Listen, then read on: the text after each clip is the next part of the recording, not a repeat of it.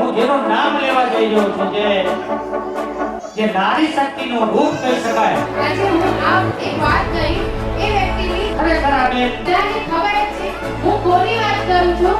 આપણા સુરતની શાન થઈ ગઈ. હવે ઈ આખા ગુજરાતની શાન બની ગયા છે. કચ્છ વાગડ લોહાણા સમાજમાં પોતાનું નામ રોશન કર્યું છે.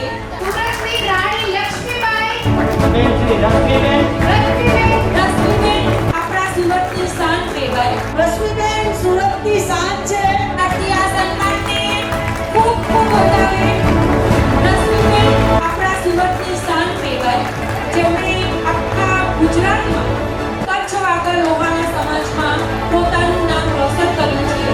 આ કાર્ય ખૂબ અઘરું છે. ખૂબ નહીં, અમારી માના દર્શન થાય છે.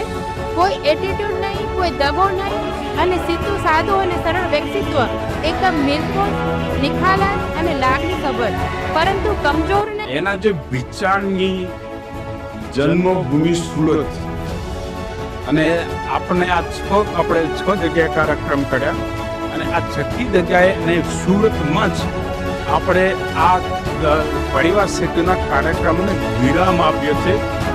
તો નથી. વાહ, ખૂબ ધન્યવાદ. રશ્મિબેન સુરતની શાન છે, પણ હવે ઈ ખાલી સુરતની શાન નથી રહ્યા. હવે ઈ આખા ગુજરાતની શાન બની ગયા છે. આખા ગુજરાતના બધા જિલ્લાઓમાં આવા સરસ પ્રોગ્રામ થયા.